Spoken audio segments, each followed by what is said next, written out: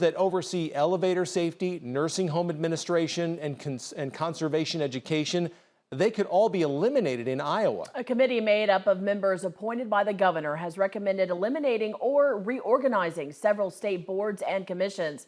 KTIV's Matt Hoffman spoke with Barbara Sloniker of Sioux City. She's the only member of the committee representing the public at large.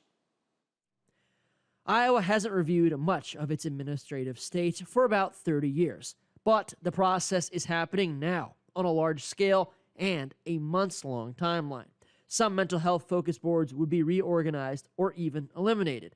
And under the preliminary recommendations, boards like the 911 Communications Council would be disbanded. So it is not that the state of Iowa doesn't care about mental health, because we all know that's a huge thing, or 911 communications.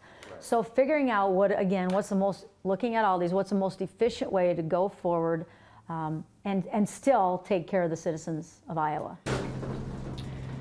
And one of the boards on the chopping block is the Elevator Safety Board.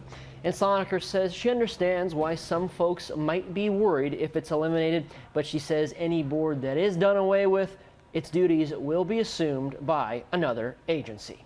The review committee also recommended the state end a requirement that boards have an equal split between men and women. So gender balance, that is probably what helped get our boards and commissions now to 50-50. But are we evolved of enough state now that we can move forward and don't need that requirement?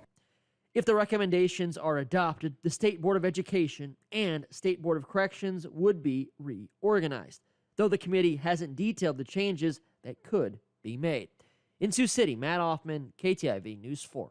The review committee is still seeking public input. Now you can find the email address to submit your comments inside the story right now on KTIV.com. The committee is taking feedback until Sunday, September 17th. Now committee members must submit their final recommendations to the governor's office by the end of the month.